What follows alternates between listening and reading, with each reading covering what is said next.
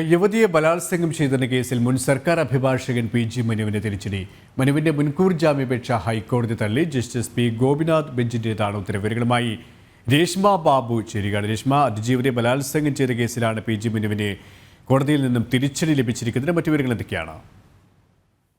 സുരേഷ്, എറണാകുളം സ്വദേശിയായിട്ടുള്ള യുവതിയെ ബലാത്സംഗം ചെയ്തെന്ന കേസിൽ മുൻകൂർ ജാമ്യം ആവശ്യപ്പെട്ട് മുൻ സർക്കാർ അഭിഭാഷകനായ പി.ജി. മനു നൽകിയ ഹർജിയാണ് ഹൈക്കോടതി സിംഗിൾ ബെഞ്ച് അല്പസമയത്തിനുള്ളിൽ തള്ളിയിരിക്കുന്നത്. 10 ദിവസത്തിനുള്ളിൽ മനു കീഴടങ്ങുകയാണെങ്കിൽ മജിസ്ട്രേറ്റിന് മുന്നിൽ ഹാജരാക്കിക്കൊണ്ട് ജാമ്യാപേക്ഷയിൽ ഉടൻ തീരുമാനം എടുക്കണമെന്നും ഹൈക്കോടതി ഈ ജാമ്യ ഹർജി തള്ളിക്കൊണ്ടുള്ള ഉത്തരവിൽ ചൂണ്ടിക്കാട്ടുകയും ചെയ്തിട്ടുണ്ട്.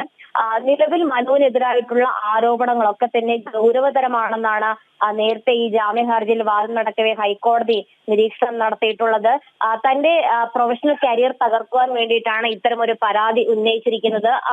കസ്റ്റഡിയിൽ ചോദ്യം ചെയ്യേണ്ട ഒരു സാഹചര്യമില്ല. അന്വേഷണവുമായിട്ട് താൻ സഹകരിക്കാൻ തയ്യാറാണ്. അതിനാൽ തന്നെ മുൻകൂർ ജാമ്യം നൽകണമെന്നുള്ളതായിരുന്നു പി.ജി. മനുവിന്റെ ആവശ്യം. പക്ഷേ സർക്കാരും ഒപ്പം തന്നെ ഇരയുടെ ഭാഗവും വലിയ രീതിയിൽ ഇതിനെ തുറന്ന് എതിർത്ത ഒരു സാഹചര്യമുണ്ട്. മാത്രവുമല്ല, അതിജീവിതയുടെ മാനസിക ശാരീരിക അവസ്ഥ സംബന്ധിച്ചുള്ള റിപ്പോർട്ട് സർക്കാർ ഹൈക്കോടതിയിൽ സമർപ്പിക്കുകയും ചെയ്തു. ഈ റിപ്പോർട്ട് അടക്കം പരിഗണിച്ചുകൊണ്ടാണ് പി.ജി. മനുവിന്റെ മുൻകൂർ ജാമ്യ ഹർജി ജസ്റ്റിസ് പി. ഗോപിനാഥിന്റെ ബെഞ്ച് തള്ളിയത്.